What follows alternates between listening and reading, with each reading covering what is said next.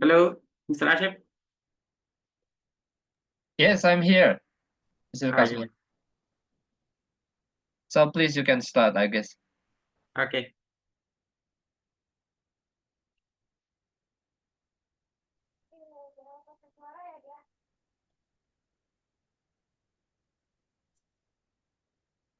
Okay, thank you so much for joining tonight. Let's start our speaking class. And tonight will be the most important things in our session because the topic will be very big about. Now, for those of you who would like to help us carry out this Oh, I see. Okay. Before we start the class, I would like to read the housekeeping to all of you, and you have to pay attention on it. Okay.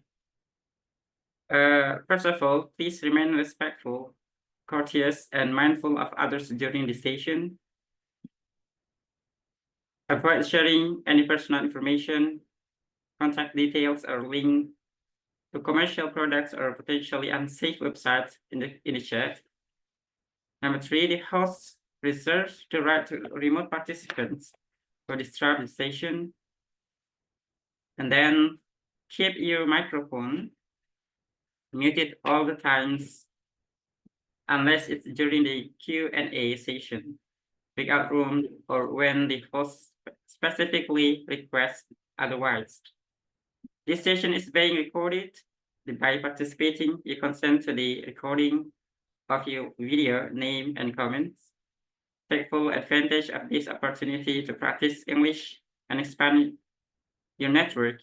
Be proactive and contribute to the growth of this community. Please, the next. Okay. And then for meeting agenda, this is the meeting agenda that I will read it to you. From 7:30 to 7:35, opening Zoom, housekeeping and reading the agenda by me as a host. And 7:36 to 7:40 p.m. reading speakers CV that will be conducted by moderators. And 7:41 to 8 p.m. speaker station, and 8:01 p.m. to 8:20 Q&A and closing statement from the speaker. And then 8:31 to 8:35, that will be topic of the day. And then 8:36, 8:35 to 8:51 p.m. the first breakout room for 15 minutes. And then 8:44 to 9 p.m. the second breakout room for 15 minutes. The last but not least, 9:10 to 9:15 p.m. introducing new participants and choosing a new moderator and presenter for next time. So without further ado, let's invite our speaker and moderator. Is the speaker already here? I mean, the moderator already here. Okay. No, Altamis. Yeah. What about Yeah, moderator? thank Mr. you. Altamis. Yeah. Okay. Okay. Thank you, Mr. Thank you so much for Kasman. joining us. And Miss Aisyah already joined, and also Mr. Altamis. So without further ado, time is yours, Mr. Altamis, to present. Okay. Thank you, Mr. Kasman. Our speaker name is Aisyah Nabilah, and she will present a brief introduction to Mandarin Chinese and its history. His education background is undergraduate student of Chinese literature in University of Indonesia. Current work, her current work is Mandarin teacher based at Jakarta and Depok. Her field of interest is education or teaching or reading, journaling, crocketing, and cycling. Her current city right now is Depok, and her special quote, wheresoever you go, go with all your heart. And without further ado, I give the floor to Miss Aisyah. The floor is yours, Miss Aisyah. Okay, so I will present my screen right now.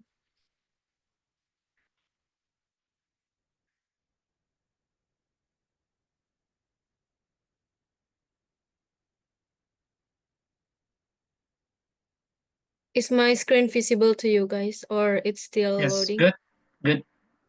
Yeah, that's clear. Okay. Okay, so Assalamualaikum warahmatullahi wabarakatuh.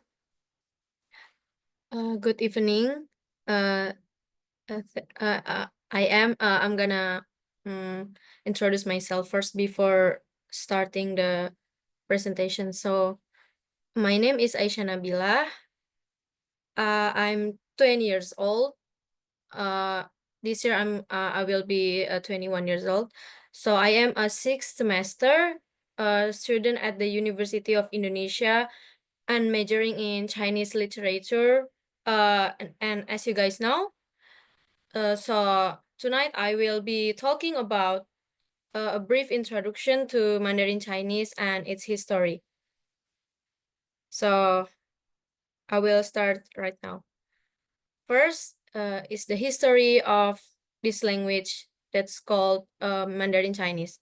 So keep in mind that Mandarin Chinese and Chinese language is a whole different language because Mandarin Chinese is referred to a dialect and Chinese language is referring to a plenty of dialects that has been spoken in mainland China and Taiwan and Macau, Hong Kong, and other region in China. So first, the origins.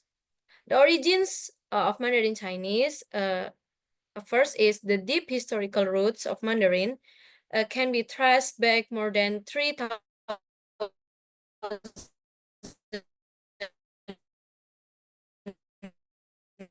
years to ancient China. There is still a vassal country, like a little countries. The China hasn't been formed like this.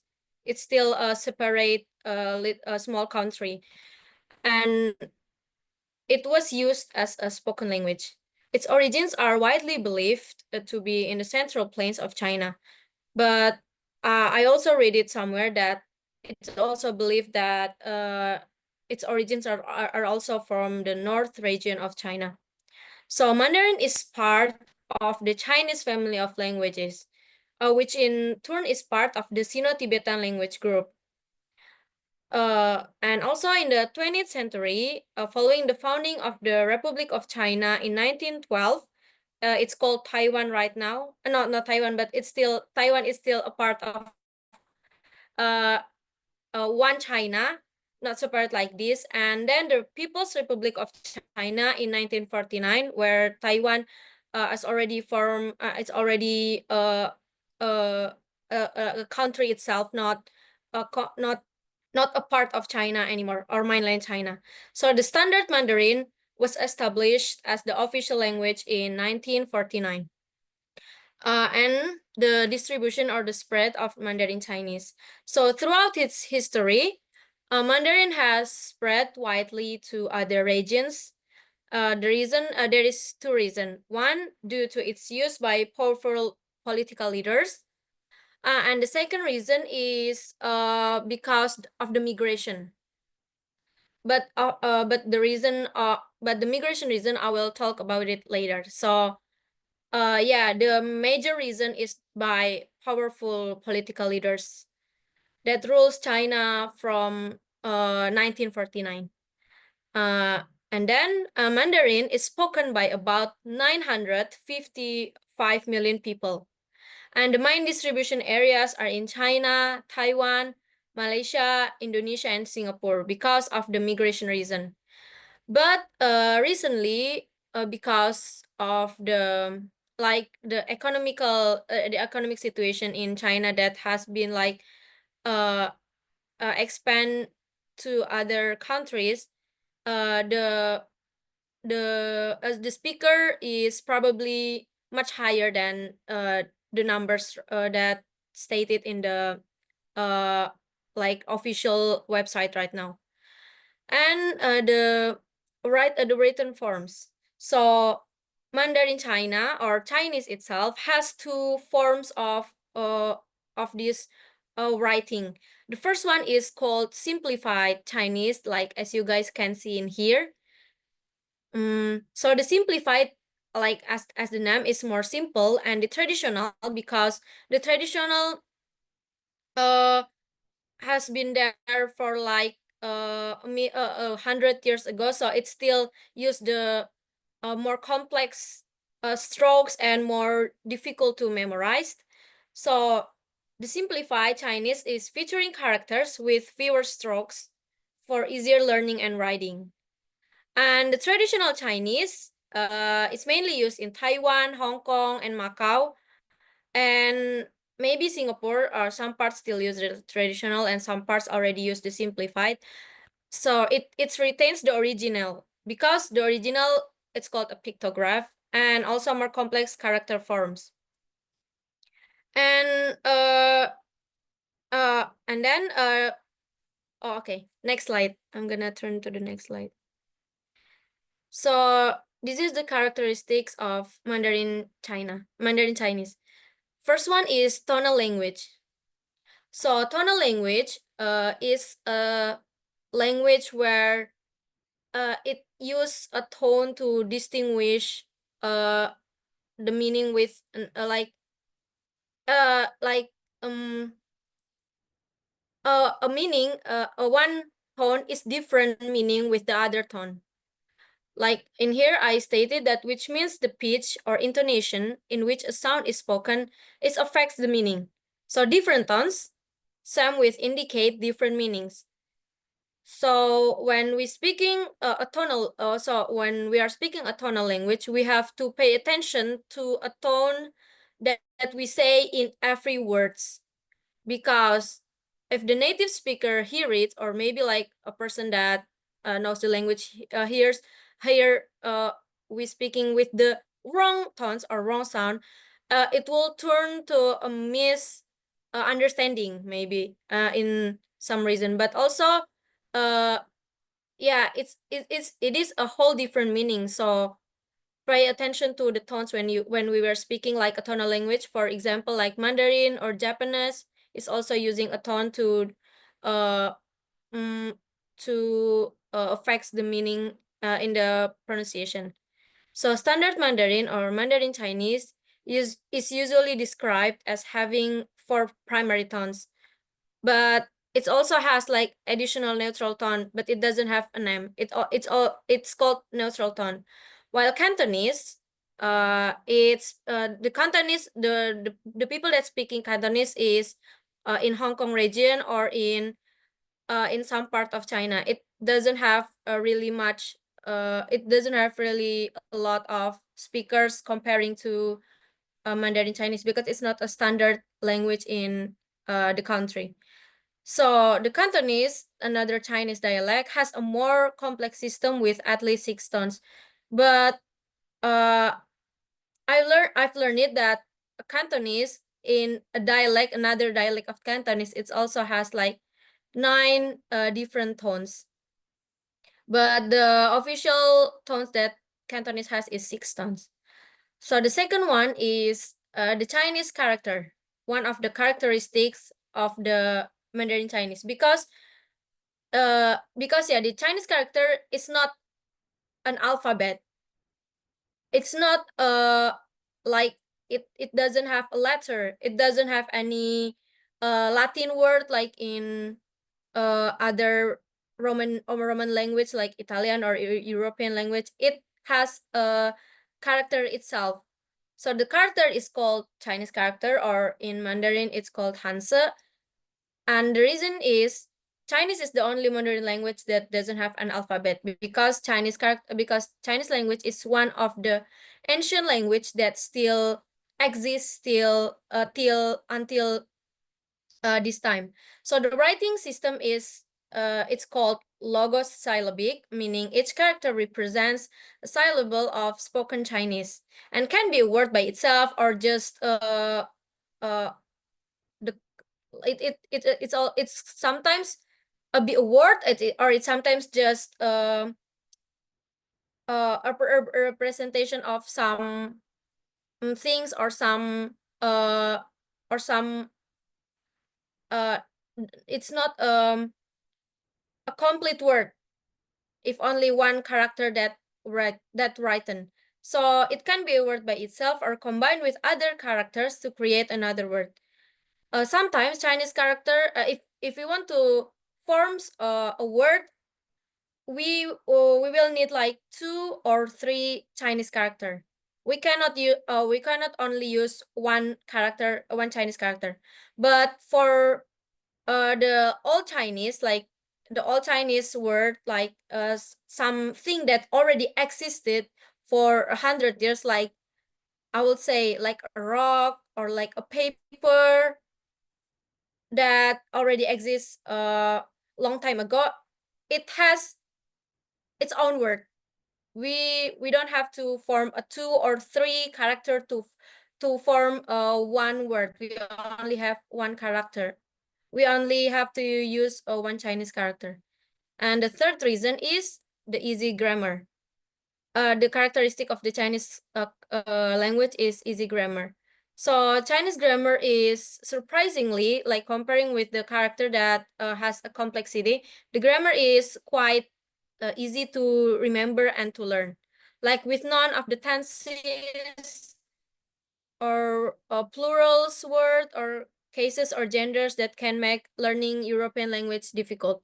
Because for example, like in French, if we want to say like to do, voir, we have to form a new word to conjugate, like if we're speaking for myself, I have to conjugate a word to only want to speak one word, that is to do.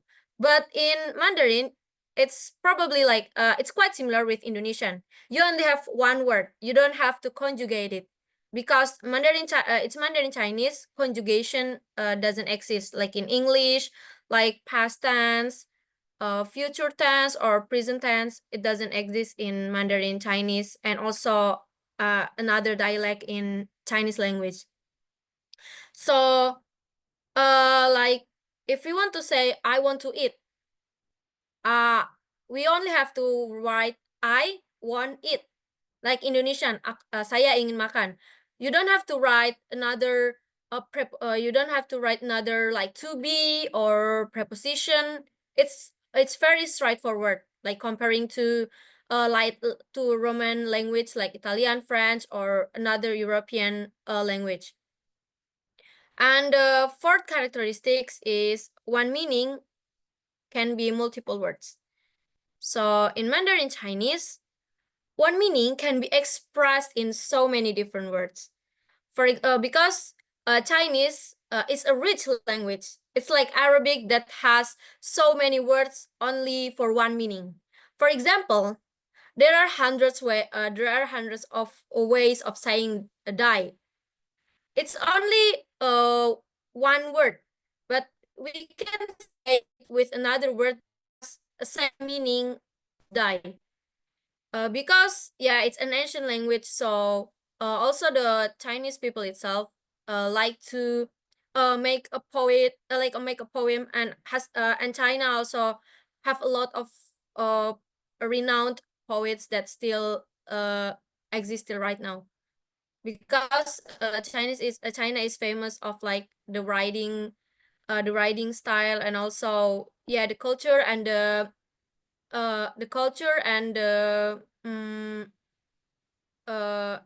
like the culture that the Chinese people has. It's really beautiful if we talk about words or a sentence. So yeah, that's the reason why one meaning can be a multiple words. Next slide is for Chinese character and pinyin or romanization. So if in like Japanese and Korean, we also have romanization, or we can call like Latin writing to read the character.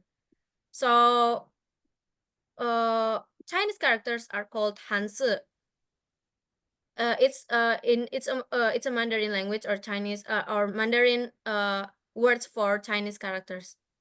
The official transcription system for learning how to pronounce Chinese tones is the Pinyin alphabet, or Romanization in English, which was developed in China at the end of the 1950s.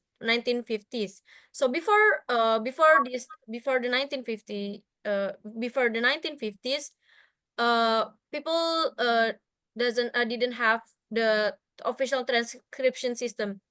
They only say it based on what they hear.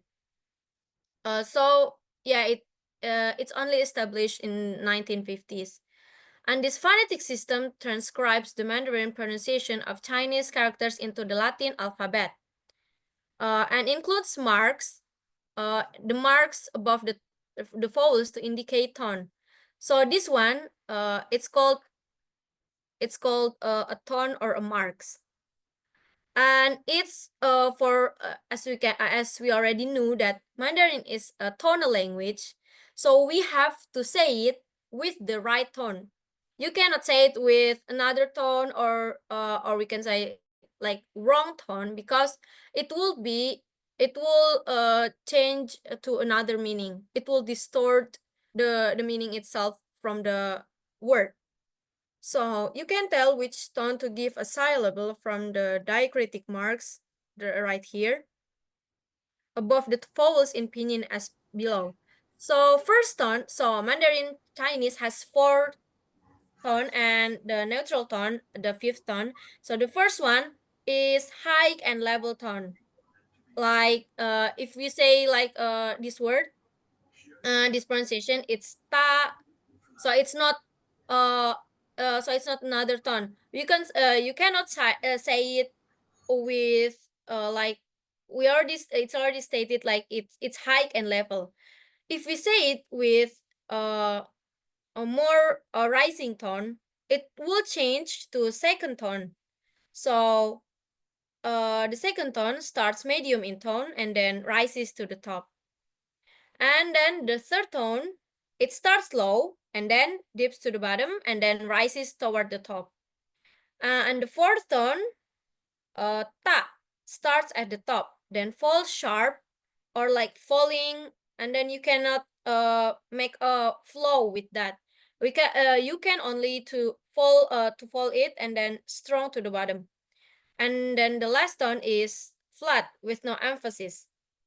But all of this tone, if the native speaker, if we as a non-native speaker hearing them saying with like a fast pronunciation, actually they are saying the right tone, but with their own way to say it, because they are native speakers. So sometimes if we say it with a right tone, they could understand it by the context.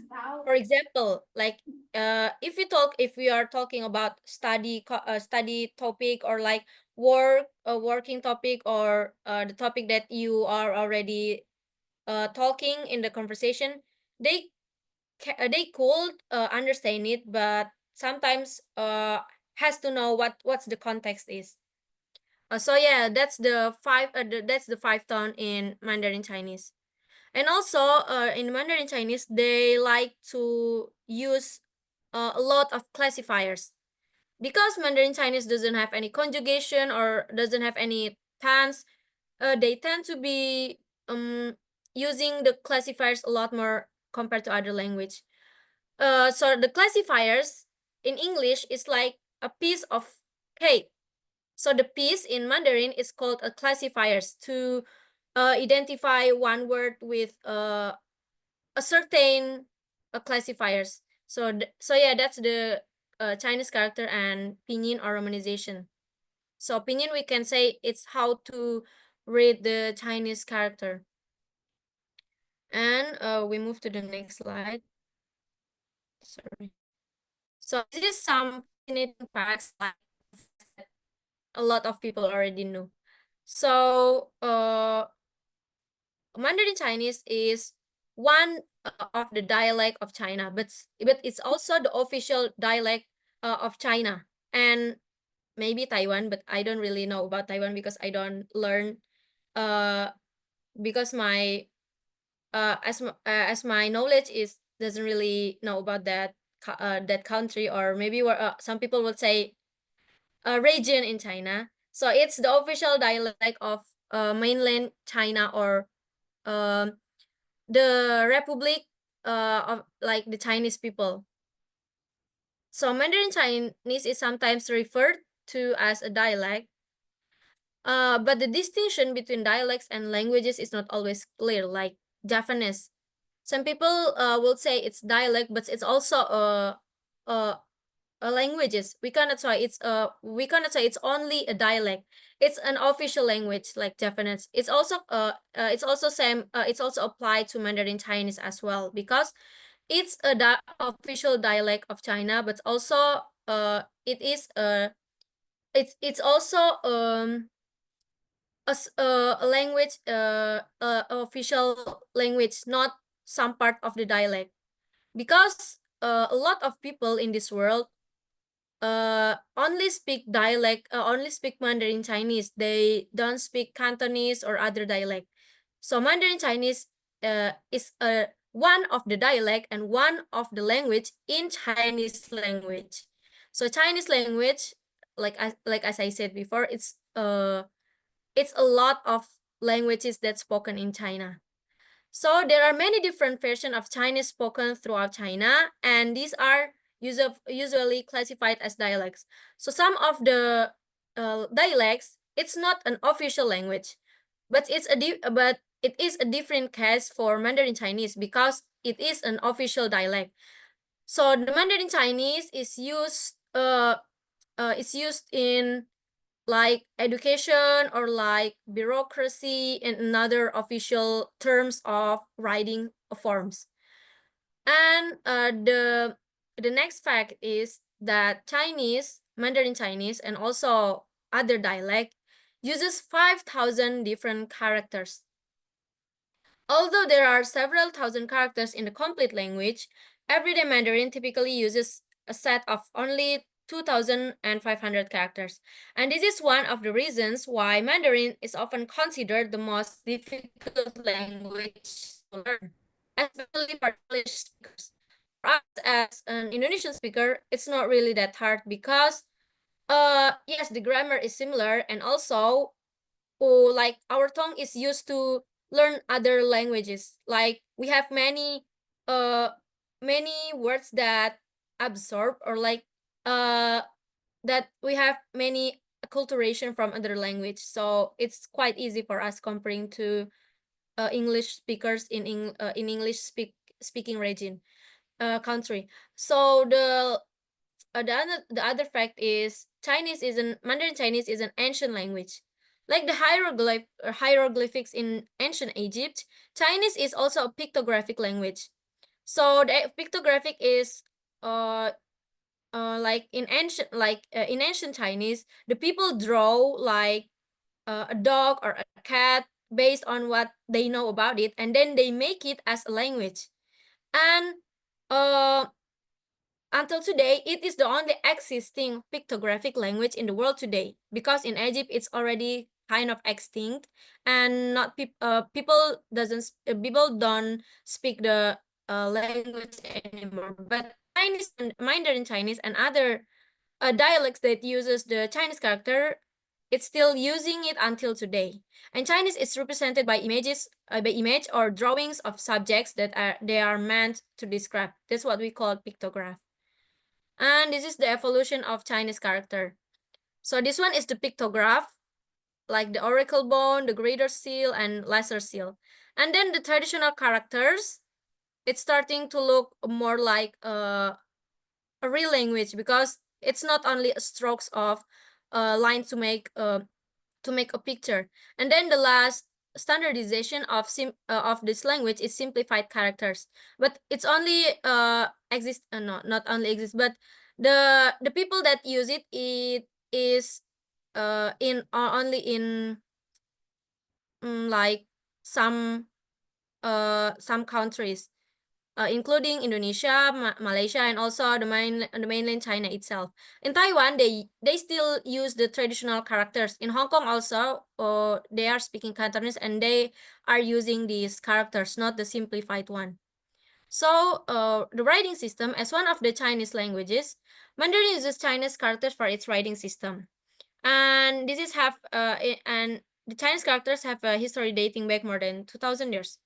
So this one is the pictographs, like graphic representation of real object, but the characters becoming more stylized and came to represent ideas as well as objects. So it started with pictures. The earliest Chinese characters were what we call pictographs. And the Chinese writing system, yeah, we already know that it's very complex and the most difficult part of learning Mandarin, because we have to memorize thousands of characters and then practices to master the written language. So yeah, the simplified characters is one of an attempt to improve literacy. And the Chinese government began simplifying characters in the 1950s, same as the romanization or pinyin that exists in 1950s. So before that, they only used the traditional characters. And then this is the reason why we were running out of time. So this is the reason why Chinese become the most spoken language in the world. So Mandarin Chinese is the mainland China and Taiwan, but some parts of Taiwan still use the dialect that also has a lot of speaker in Indonesia, which is Hokkien, and it's one of the official languages of Singapore and the United States. Yeah, it's also the most widely spoken in the world. But in another source, it also says that English is still a most spoken language in the world, but we only count like the native speakers, because the massive population of China, there are over 1.3 billion native speakers of Chinese languages, a group which is made up over 300 distinct languages. So in this context, in this context of Chinese languages, we're not only speaking about the Mandarin Chinese, but also another dialect, other dialect that part of 300 distinct languages. And then the other reason is the migration, because many Chinese people fled the country in the 19th century to escape extreme poverty and move to neighboring Southeast Asia, including Asia. Many also immigrated to the US for the same reason. They wanted more financial stability and the betterment of the next generation, because the government that ruled mainland China in the 19th century is what we called a dictator ruler or dictator president. So yeah, they have to fled the country. They had to fled the country because it's not really that, like, the economical situation and all of that other situation, it's really bad at that time. So the last reason, the last slide is why you should learn it, because first of all, it's boosting your career, because in Indonesian itself, like, the development of Chinese companies in Indonesia is very fast, from the automotive terms, clothing, mining, and infrastructure sectors. And by learning Mandarin, this can kind of open up great opportunities for us to work in these sectors. And the salary, I would say, that offered for those who can speak Mandarin is also relatively high. So that's one of the reasons why you should learn it. And then the next reason is for cultural understanding. So because the speaker, like, not only speaker, that people that has Chinese as the ethnicity is spreading all over the world. So yeah, you get that much closer to understanding how they think and act. You also get stronger insight into the works of art they've produced, because there's a lot of art, and also, yeah, as I said before, like the poem that exists in China is a lot, and also their history as well. And then the third reason is studying in mainland China or Taiwan, because the tuition fees and the cost living are pretty affordable if we compare even in Indonesian as well. Like the tuition fees in some university is not really high. It's also because the resources into making Chinese university as a global educational a global educational university. And today many Chinese colleges are recognized and respected worldwide. Like dozen of them also among like a top university besides the university that based on I would say like Europe or American. And also besides being the world's factory, China is also known for its thriving higher education at an affordable price. And also the living cost in there, it's pretty similar in Indonesian. We can still afford like cheap cheap food and also cheap clothes and so on, because they have not really high they are famous for affordable living cost. And the last reason is like for just brain exercise, because Mandarin language speakers use intonation to denote different meanings of specific words. Like as I said before, it's a tonal language. So for some reason, this leads to activation of both right and left sides of our brains to understand what's the person is what's the person speaking about. And for people who speak English as their like native speakers and they don't learn other language, they tend to only use the left side of the brain, like classically the Go region for speech. So this is my conclusion of all the slides. So Mandarin certainly it's not an easy language, and learning Chinese requires commitment and perseverance because of the difficulty that it has. And by studying it consistently, it will open up many opportunities, not only in terms of education, but also in terms of work and also in terms of relation and so on. So as the world becomes increasingly globalized and integrated, Mandarin has become a top language to study around the world at every level. Since you in Indonesian as well, many schools already provide Mandarin subject in their school. For example, in Catholic schools, they already provide it in every level, from elementary school until senior high school. And therefore, it's arguably really useful to learn and master this language. So yeah, that's all from me. Thank you so much for watching my presentation. It's back Thank to you, Altamis Miss again. Aisyah. Okay. Okay. Okay. Thank you, Miss Okay, Aisyah. I'm gonna That stop sharing it now. okay. Thank you, Miss Aisyah. That was an insightful session from Miss Aisyah. Thank you for sharing your knowledge with us. Now we open the floor for a question. If you have something on your mind, feel free to unmute yourself or drop your question in the chat.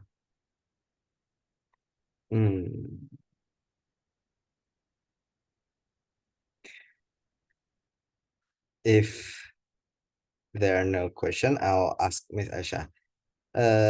In your CV that tell you you are a Mandarin There's teacher, yeah? someone who wants to ask question. Yeah, okay. Mr. Kaswan, unmute yourself, please.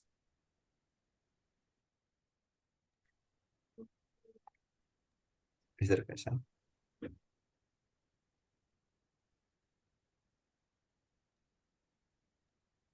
Okay, thank you so much for the opportunity that has been given to me. To be honest, this is the most interesting topic that I have ever learned and heard, because as a person, I'm interested into learning new languages. Currently, I'm studying Dutch beside English because it's really interesting to learn new language, as you mentioned before, that learning language can enhance our brain.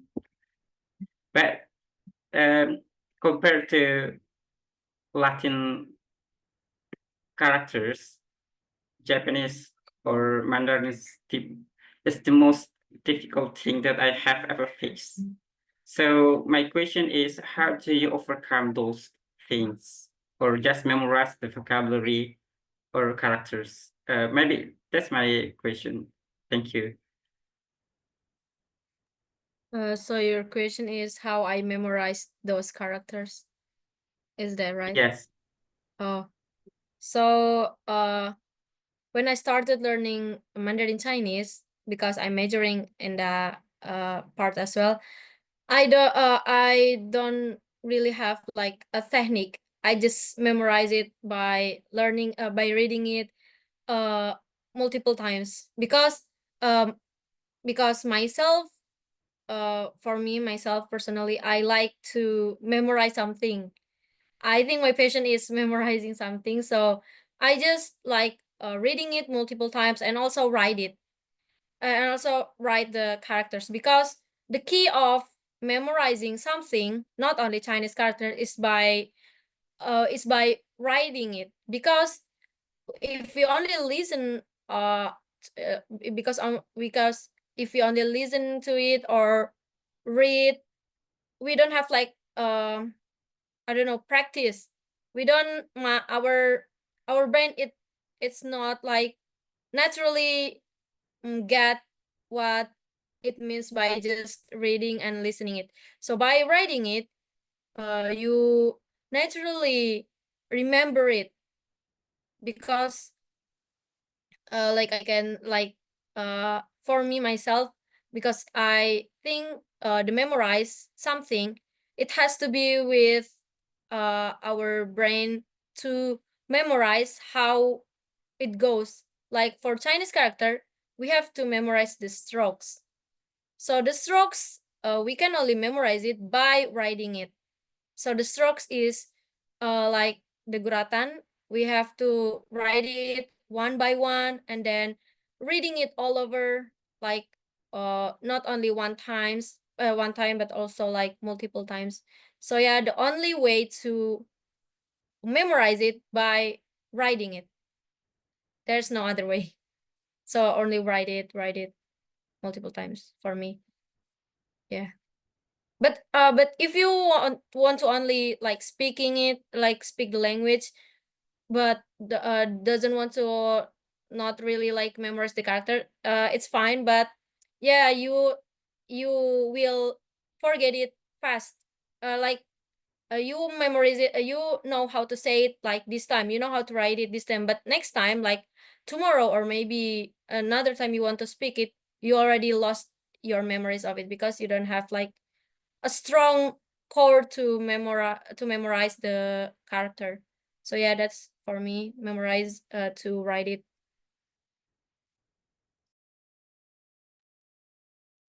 This answer your question, Miss Kasman? I Mr. think that's Kasman. Okay. yeah, very clear. Mr. Naval, you Probably can unmute you're your, yeah. Okay, Mr. Naval, you can unmute your microphone, please.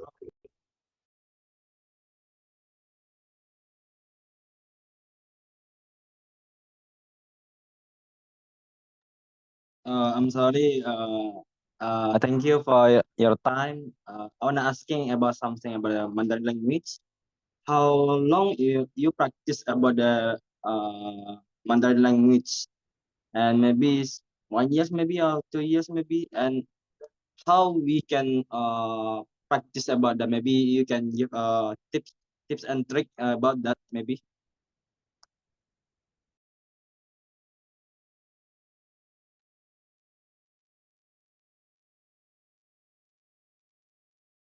Okay.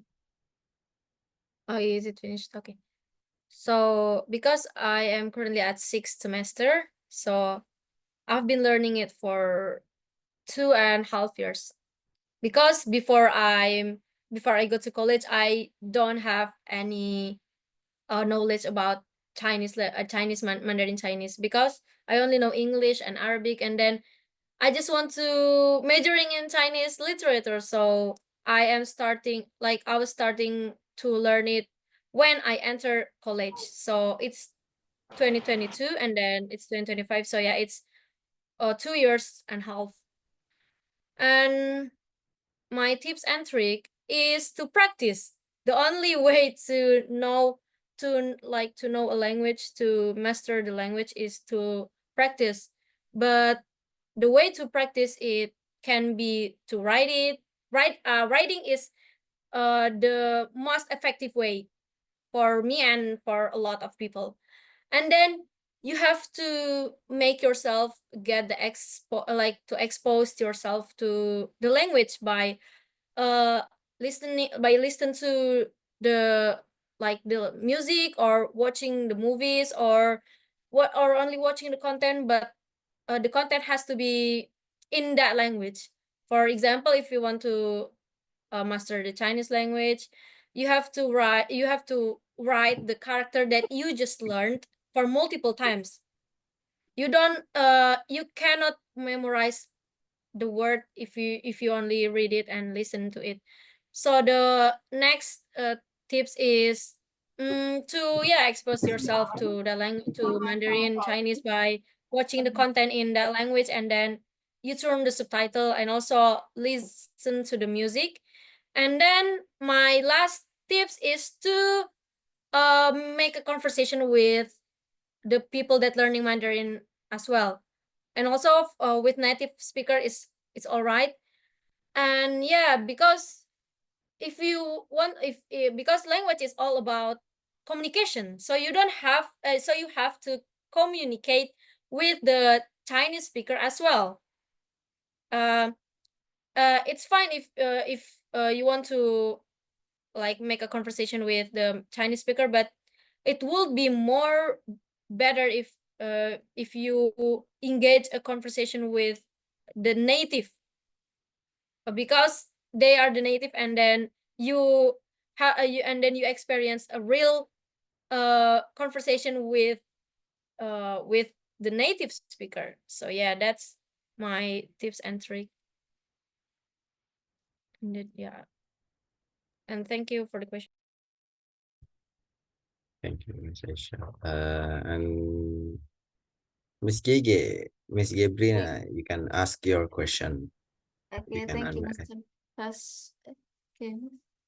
Okay, my name is Gabrina. I would like to ask to you, what do you think if we learn Mandarin language with autodidactic, and how long it will be? Thank you. Okay. I think for autodidact, it will require a lot of times because you don't have a teacher to learn it, to teach it to you. But as long as you have the book, the book is how to master language, or like a book that exercise book, not only book that gives you a conversation, how to buy something, or how to make a basic conversation. You have to buy a book that require you to do the assignment in there, and then just do the task in that book. It will be a lot more helpful to you to master the language. And then I would say, if I've been learning it for 2 years, and then I only reach an intermediate, slightly advanced language in some vocabulary, but still an intermediate in many aspects.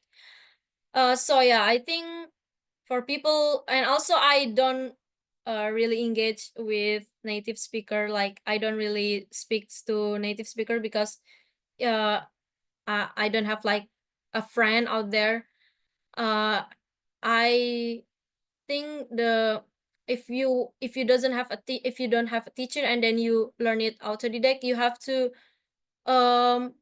like make a friend with another Chinese speaker. That's the only way to boost your knowledge, because if that if you're not making any friend, or you just learn it by yourself, you don't get experience how to communicate in real life.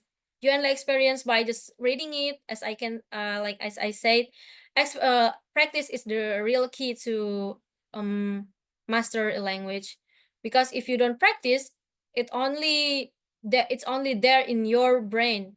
You don't say it out loud. So by time, it will erase. It will just you just forget it. You don't remember it anymore because you don't experience. So you have to experience. And I think if you want to reach intermediate, if you autodidact, you require 2 years. If you only by reading it and then do the assignment and then all. If you experience by communicate by with other people that also speak Chinese, it will be more faster, like I think 1 year or 2 years, because my friends that already been in China and then speak to another native, and their competency in Chinese, Mandarin Chinese, is a lot better than the rest of us, even though we are only a beginner when we are entering the college. So yeah, I think that's the answer. I think that's the best answer to your question. It depends on you. Okay, So thank you, yeah, that's my Aisyah. answer. Yeah. Okay, Mr. Acep, you can ask your question and unmute your microphone. All right, thank you so much, Brother Altamis, and also a wonderful presentation, Miss Aisyah. Thank you for such insightful content tonight, and I learned a lot about the way you explain the Chinese language and also the way you learn it, and also the benefits of mastering Chinese language, especially on the exercising our brain, because it involves both left and right part of our brain, which is fascinating. And that's why I also have a great interest to learn about Mandarin language, especially today. Chinese language is I believe, will become a international language, and we have a lot of affairs with Chinese. I mean, with China, and also with other global citizens who also speak Mandarin or Chinese language. My question for you is, when you explain about the proficiency, or what we call the standard of capability in learning, or um, the skill of Mandarin language, what types of exams or certifications are available for Chinese language proficiency? So Mandarin Chinese is different with English that only have one level, that is TOEFL or IELTS. It's so the TOEFL or IELTS, it's already included all the knowledge for the standard for intermediate or advanced or a beginner.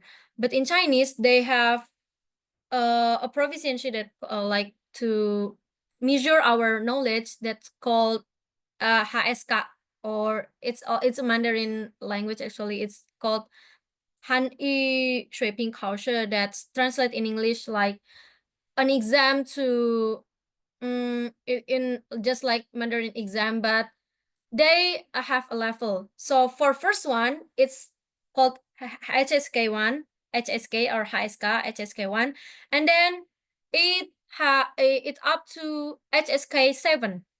So for beginner, it's only HSK 1 and 2, and then you move to intermediate, it's 3 until 5.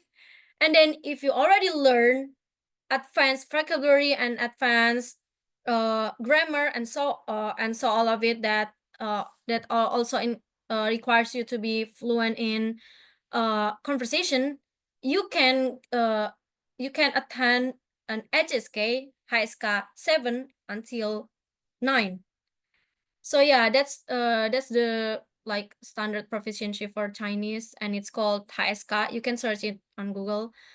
And also the price is it has a various price. If you only like attend 1 until 3, it's only around 600k rupiah. And then if you attend a much higher higher level, it would be like 700 until 900k, and then yes, it's so on until the last proficiency.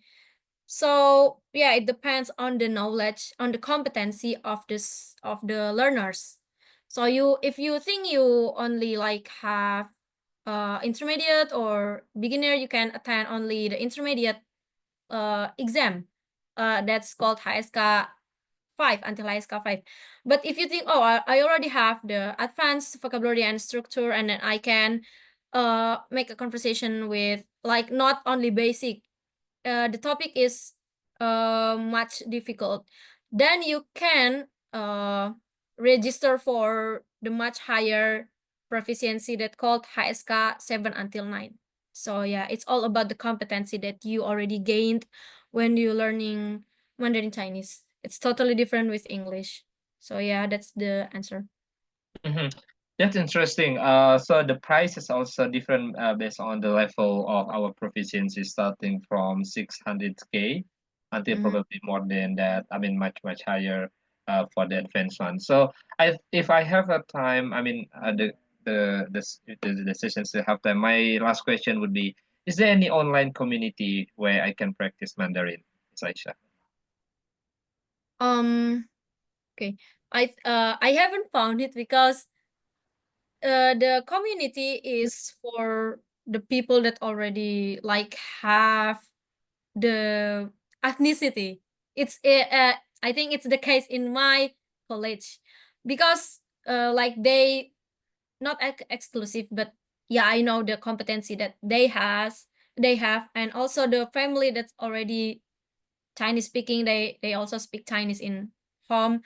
And for the community that I have found, but I'm not joining because I already like a course for my college.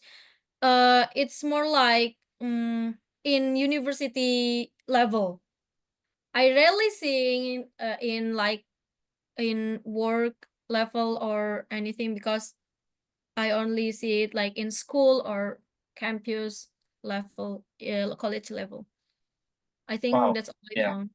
That's interesting. Okay, so because probably I was thinking if you have I know that you have a capability in this area, and I know some of participants also here have interest in learning Mandarin as well.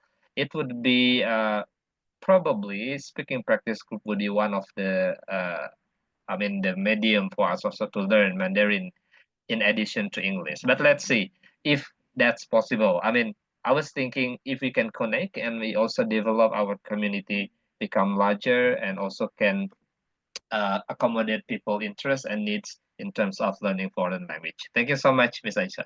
That will be wonderful, Mr. Aceh. Yes, great.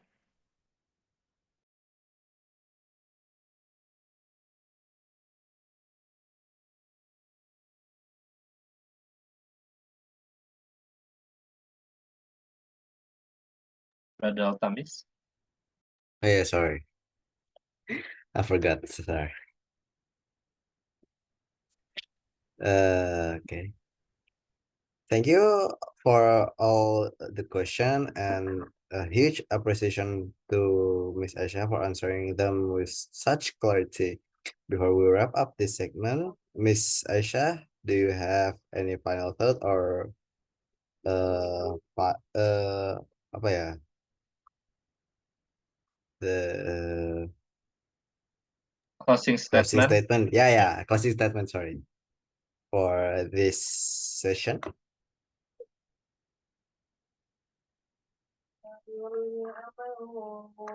Miss Aisha.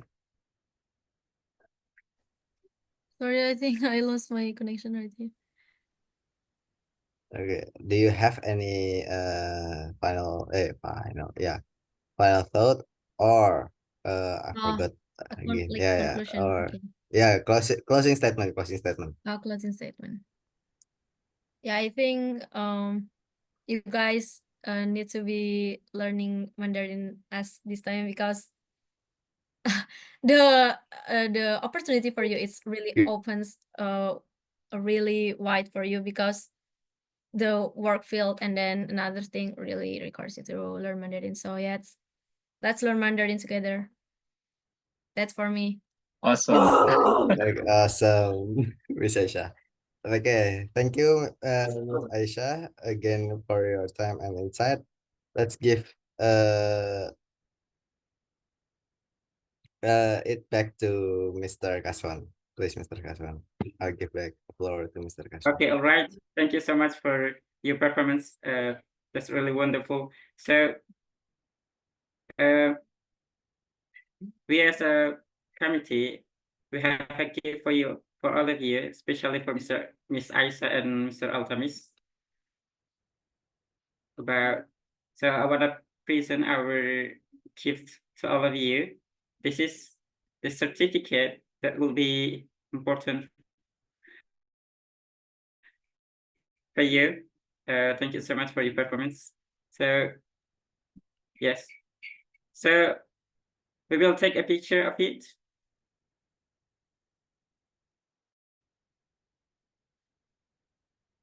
Okay.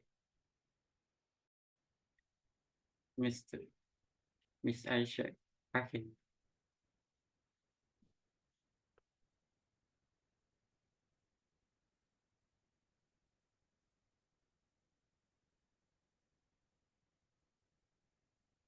Okay, thank you so much, Miss Aisyah, for your performance. And then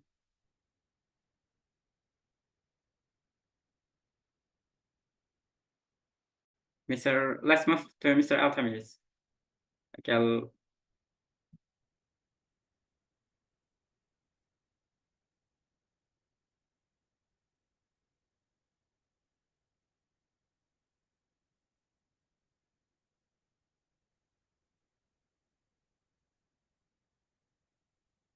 oh, sorry. Okay. Okay. This is for Mr. Altamis as your best performance as a moderator. Okay. Want to take the picture? Mr. Acep? Okay, thank you so much. Okay. Thank you so much, Mr. Acep and Mr. Altamis. Will we group picture now? And yes, I forget. Yeah. For all of audience, could you please turn on your camera so then we can take a picture if you're available. Okay. Anybody else? Well, Miss Gigi.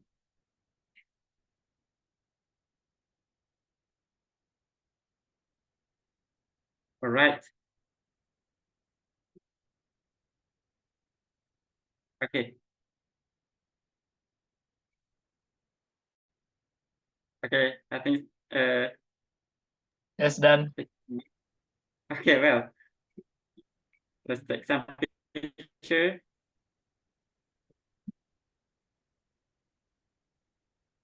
So I have taken the picture already.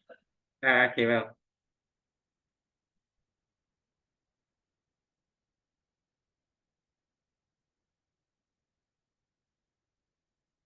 Is it done? Yes, done. Okay. Okay, thank you so much, Mr. Acep. So the next session will be breakout room. So you have to express yourself over there in the breakout room with your friends. So it's up to you what you want to talk about in the breakout room. So I will make it now. And probably okay, 5 groups. That's probably enough.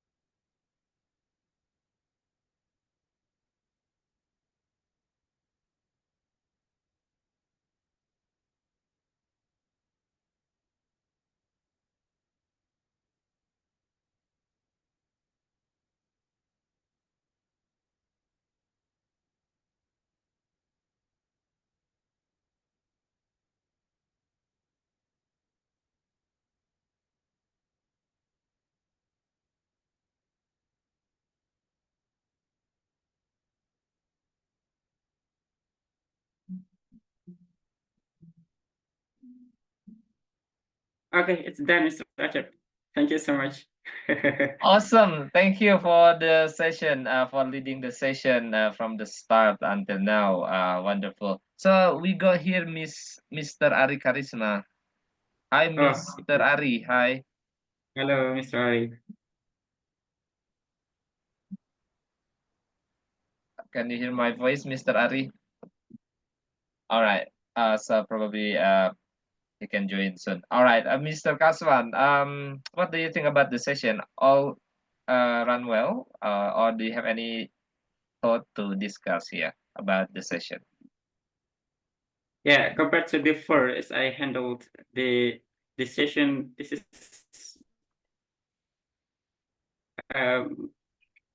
more good than previously, as I will say that, because I'm using other's computer. Previously, I using my computers for really. It's not really good for me to run this session because it's not about the signal or the internet connection, but about the computer itself. The device. Yeah, the Yeah, the device. device. All right. That's why. So yeah, but now you got a better device, or the device itself already upgraded, or what? And no, I just borrow a computer for my office. Okay, got it. Okay, we Yeah. got Mr. Mukhiar Kalam as well. Hello, assalamualaikum. I think he left. All right. So, look, that's interesting part as a host. I know it's not easy one. Um, we need to have a kind of experience and a lot of practice. And I believe now much better than before. I mean, in terms of handling the session. So I congratulate you a lot about this, and I have seen the progress a lot in your capacity or skills in managing the meeting. So Mr. Ali is Yeah. here as well. Hi, Mr. Ali, how Oh are you yeah, today? Mr. Abi. Yeah, hi Mr. Asep, Mr. Rakaso, Mr. Ari. Yeah, how are you today? Yeah, it's very good today. Nice to see you here. Awesome. So where are you now? I mean, is it in Bogor, Depok, or something? In Bogor for now. Bogor. I know. Probably it will be the same. Now in Sukabumi it's raining. How about there? It's very hot. Oh, really? Okay. How about you, Mr. Kaswan? Are you now Yeah, in Ambon, right? it's Is similar it to my raining? place. Okay. Yeah, Awesome. my All my right. place is raining. Oh, Sometimes currently very currently hot. it's raining. Currently it's raining. Currently, yeah. Okay. Last day is rainy, but today is very hot. Okay. It's I think perhaps the a couple of days ago I read news, a newspaper or somewhere online that there is a kind of anomaly in weather that affects the east part of Indonesia. Probably would be lots of rain at the moment. I mean, this week or last week. But I didn't really read in detail. But it really affected the east part of Indonesia, including probably Maluku or Papua somewhere there. All right. So yes, yeah, that's true. yeah. Okay. I hope. I think they're all good. I mean, there is no significant issue in terms of weather or any negative or impact from the anomaly of weather this week. So, guys, I think we had a good session tonight with our speaker. I mean, she is very skillful in terms of Mandarin language, and she also managed to present her thought very well. And it struck me thinking that I was I was thinking, okay, if we can accommodate her to teach us or to facilitate us in learning Mandarin as well in our speaking practice, it would be nice. But of course, we know the speaking practice previously for English. But I was thinking just to add value for those who have interest in Mandarin, including me. Now I just got new insight. I think I have to learn Mandarin soon. So probably in the second breakout room, because I want to categorize the coordinator based on their interest. So I was thinking, okay, for those who wants to talk about Mandarin language or talk about the progress of Mandarin learning or teaching, you can join the certain breakout room with Miss Aisyah, for example, or if you want to learn about dApps later on with Mr. Kaswan, or any kind of capacity that audience or participant have would be interesting to follow up. What do you think, guys? Probably I would start ask Mr. Awi about this idea. I think it's a good idea because learning Mandarin is, I think, for one to study in Taiwan. Like I forgot about the university name, but it's very good, I think. So are you planning also to apply for scholarship or learning abroad? I mean, study abroad in Taiwan or somewhere in China? I have um I have idea for that. I mean, I have plan for the Taiwan, but I think for master degree, no. I mean, you have a plan, but probably for PhD one, or Yes. okay. So I was thinking as well. Look, just just my thought. I was thinking, my master degree was gained from Australia. It's one of the Western countries, right?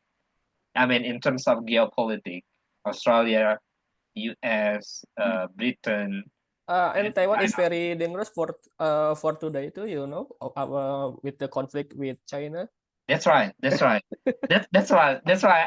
I was thinking, okay, if I look at the consideration of geopolitics, I mean, nowadays in this world, I was thinking like to know further from this other, I mean, other kubu, right? Other group like China, Russia, North Korea. It's kind of, you know, because it's contradictory, like the opponents of the Western countries like U.S., Australia, Britain in terms of geopolitics. I was thinking to think, okay, if I also can take a study in the countries like the opposite of Western countries, probably I will have different perspective, and probably it become in my perspective become enhanced and wider.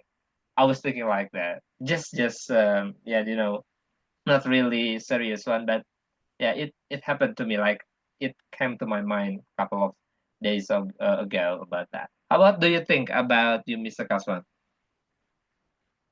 Right.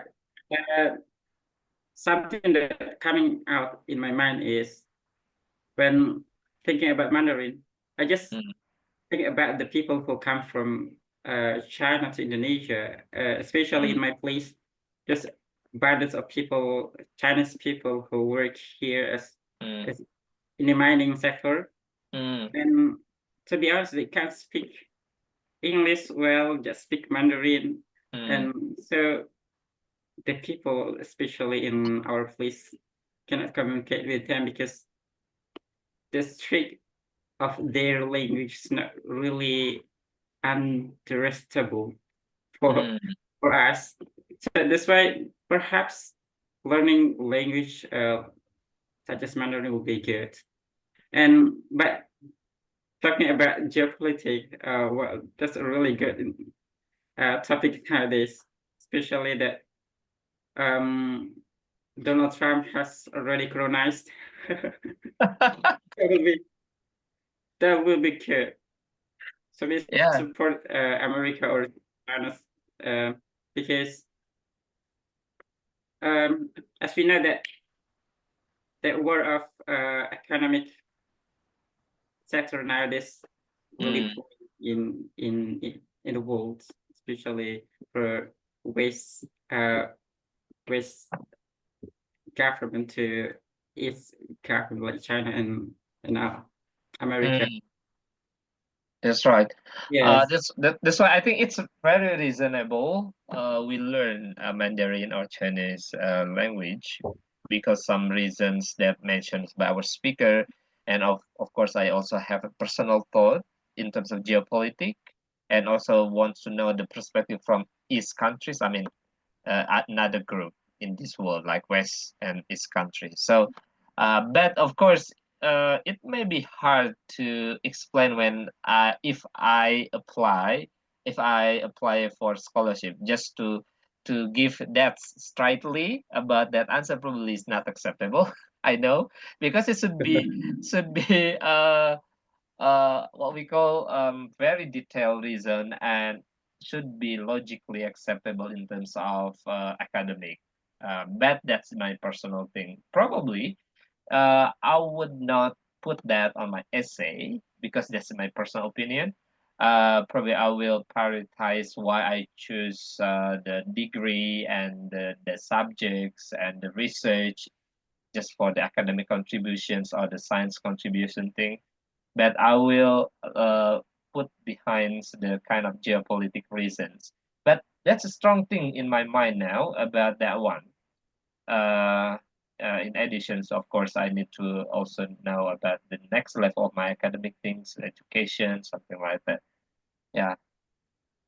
Okay, what do you think? If you have any additional comments, probably Mr. Awi, about the topic or any kind of things you want to express here. No, I think one more reason why I don't choose Taiwan for my master because it's take a long time than Australia or UK. Really? How long? I mean, how many years for master degree? 2 until 3 years in Taiwan.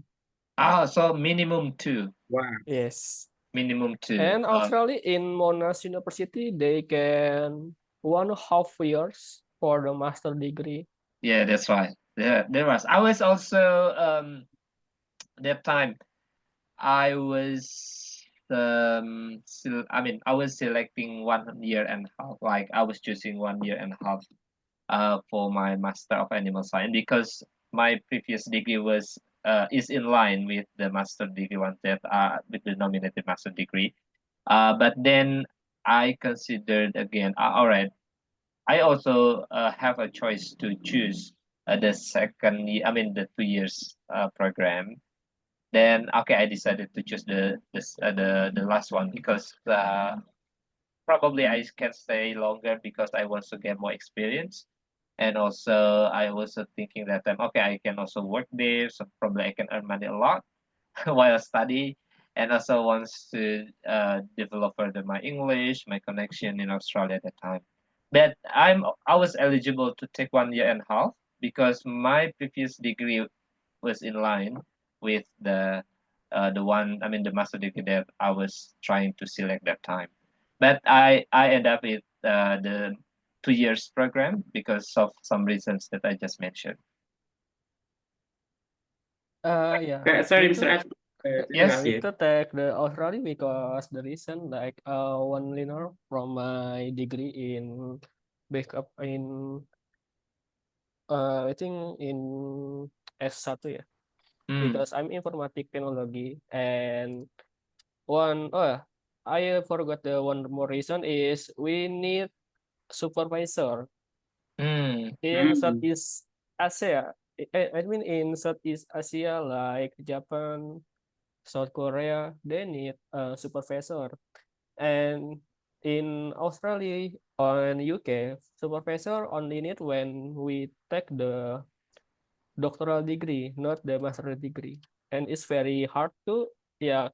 I think I mean we have to learn Mandarin or Japanese it at some time, and then we must talk with our supervisor too. It's very hard for master degree, I think.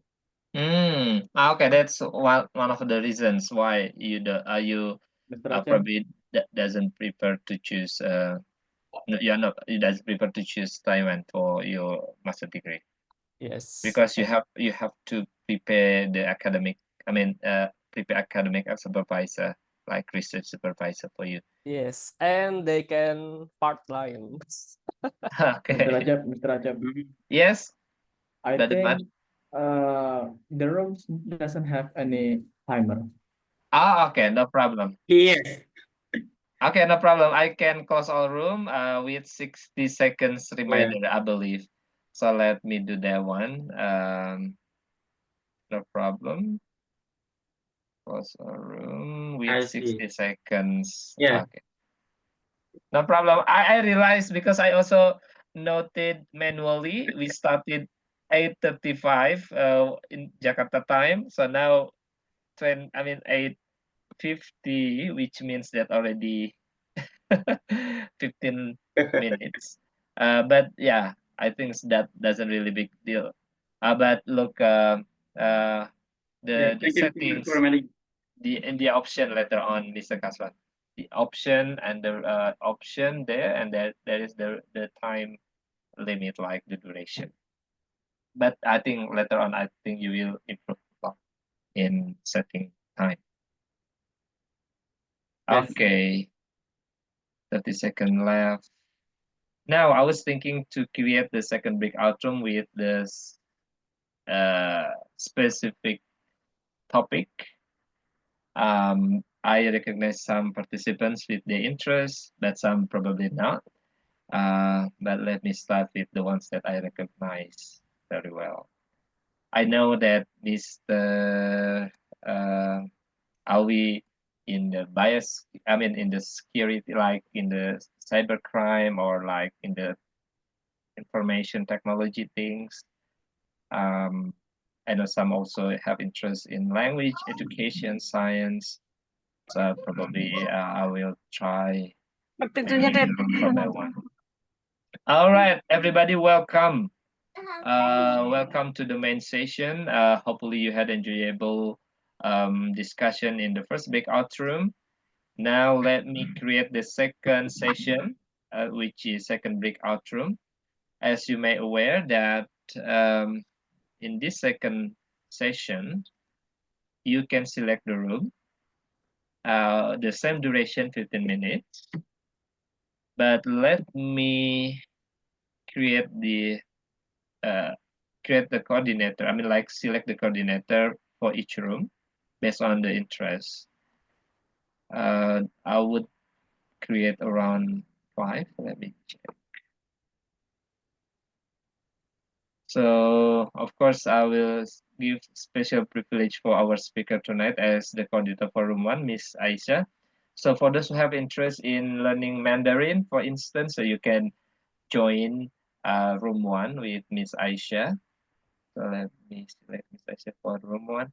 Well, if you want to learn about information technology, cybersecurity, or any related topic, you can join room 2 because I will assign Mr. Awi there as the coordinator in room 2. While room 3, is Mr. Gege here? Okay, Miss Gege, for those who wants to learn like English in Pare, somewhere you want to know about her experience in Pare currently, so you can ask Miss Gege because now she's learning English in Pare Kediri, so you can join room 3. While in room 4, let me assign Z generation. I know Altamis, Mad, Nabil there. So let me create Mad then for room 4. And so you can talk about psychology thing from the Z generation with Mr. Mad. While the room 5, let me probably Mr. Kaswan there. Yeah. All right. Open all rooms now.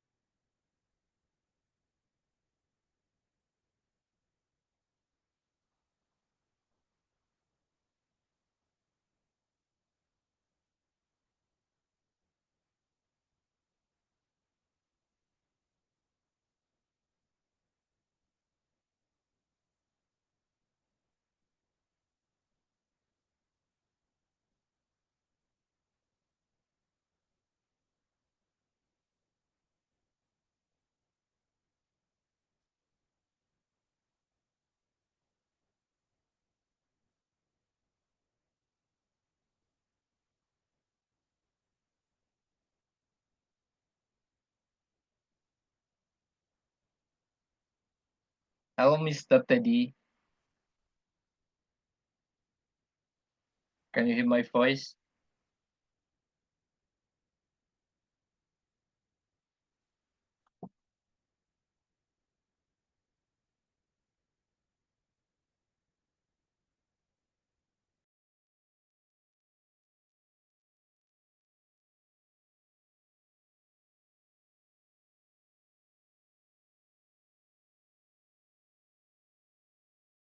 Hello, Sandra.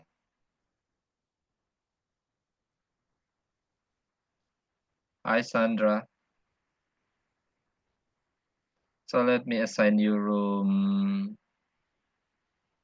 probably room 1, Sandra. Oh, with Altamis, I believe.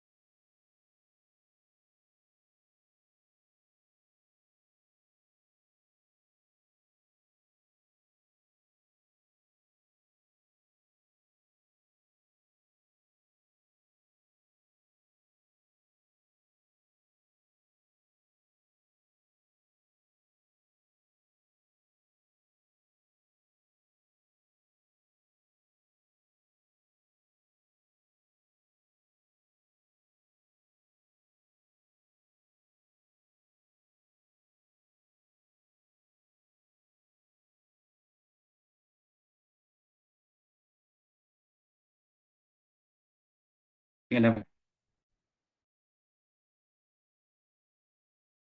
Hello, Mrs. Kasson. Mr. Rashid. So sorry. my batteries run out. Oh, no problem. So now you have better battery, better Yeah. power. Okay. So you were in room 2, is that right? Yes. The time. So how is it like the conversation flow? There's nobody Oh, coming nobody in your in room, my room. but you were in room 2. I mean, I moved you to room 2 that Oh, time. I see. I see. Okay, I have to join there. Yeah.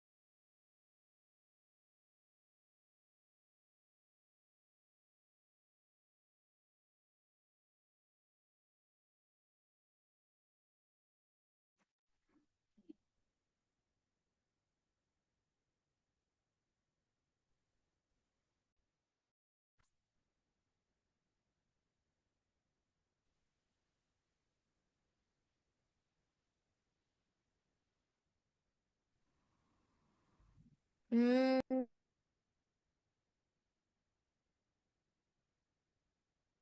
Uh,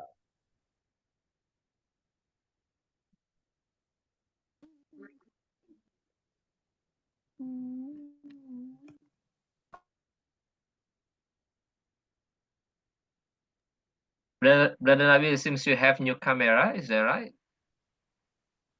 No. Okay. It seems like new setting on your device. It's not common. Oh, I see. All right, everybody. Nabil and Mini Nabil. Yeah. Who is your little brother? I mean, your little brother name? Nizar, Nizar. Okay. How about his age? I mean, how old is he? 5 years old for now. 5 years old. Okay. So soon, I think he can join us once he got kind of understanding about the community. All right, everybody. Thank you so much. Now we are at the end of the session, and as usual, we have an introduction session for those uh, who thinks that this session is your first time, first meeting. So please kindly introduce yourself. I know. Okay, I don't think there is a new. I know that uh, Mr. Teddy, yeah, right? But Mr. Teddy, would you like to introduce yourself, please, if you are okay with that?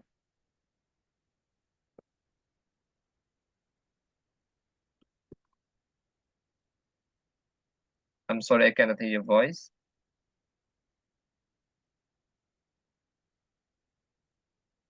Probably microphone's problem or something. All right.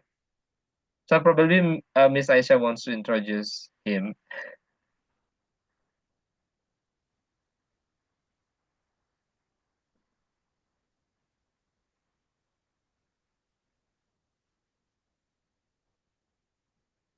Hello, Miss Aisyah. Can you hear my voice, Mr. Acep? I'm Yes, sorry, this is please, the Mr. technical Teddy. problem. Can you hear my voice, Mr. Ini Acep? Sorry, Yes. udah, Mas. Oh, ya. Yeah. Yeah, thank you very much for the time, Mr. Acep.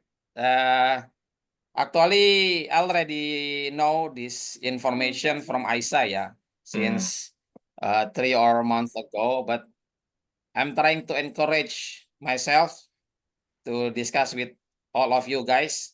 Mm, With the various age, I think this is the good, Mr. Acep. that's right. And yeah, my name is Teddy, Pak. My name Yeah. is Teddy Andoko. Actually, I am father from Aisyah, ya, Aisyah Nabilah. Mm, I'm working mhm, on one of the construction services corporate in Jakarta. mhm. So even Aisyah have a good skill for Chinese, but she didn't even try to teach me, Mr. Acep. Yeah. Yeah. I have That's the problem, you know. Yeah, because my background, working background in sometime we need to discuss with client, and the client is from Mm, the Chinese. Most mm, of our client is from Chinese.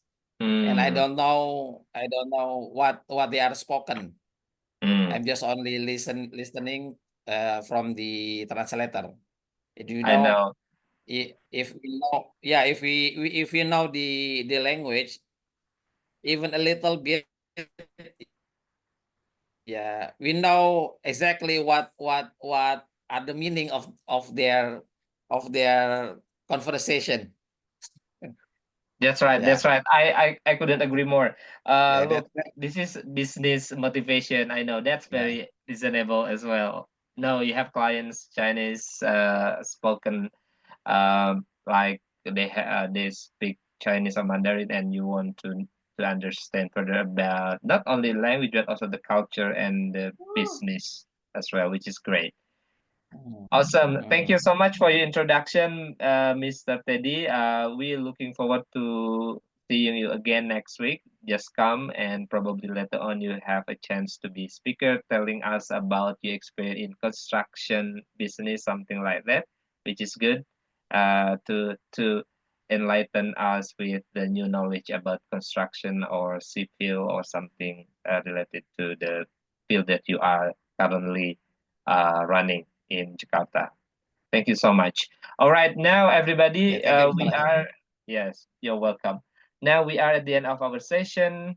Before we move, before we leave this room, we know that we have to select the next moderator and the next speaker.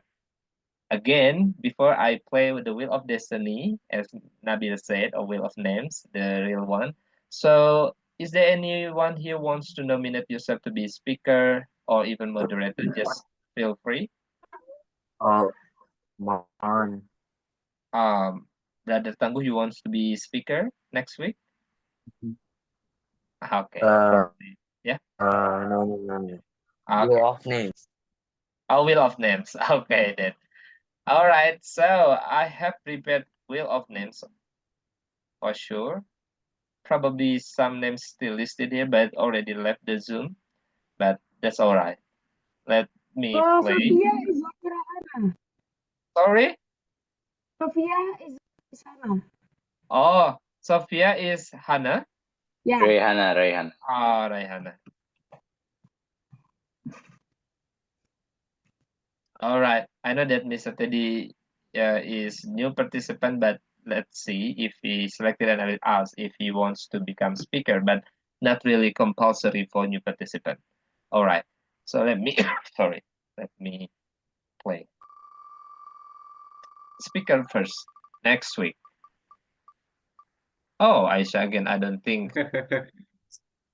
But I will offer her as moderator. Miss Aisyah, how about a moderator next week?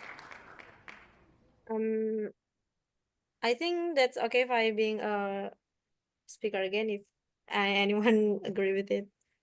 Okay, but let me choose moderator first. If the if there is a speaker willing to be speaker, right? But otherwise you will become speaker again. All right. So now let me choose the Oh, so speaker. you mean I can be like switching to moderator? Yes. Oh. In the meantime, now you have been selected as moderator. But if no speaker, no willing to be speaker, so you will be speaker again. But let me check. Altamis again. No. How how come? Altamis, How wow. come? So You're Brother sweet. Altamis. That's I a coincidence. That's sweet. Oh, That's right. So right. Brother Altamis, you become speaker next week if that's okay. Okay. Oh. Sorry? We're just switching place actually. Yes, that's right. So you become speaker next week. All right. See you next week again, Altamis. Okay then. Okay, then I know this is just coincidence. All right, thank you everybody for coming and for attending our meeting. Hopefully this benefits you a lot with insights and also with the skills in English and also other skill that you have found in this learning community. Enjoy, and I see you next week. Wassalamualaikum warahmatullahi wabarakatuh. Bye bye. See you next week, Mr. Aceh. Thank Waalaikumsalam. Bye. you.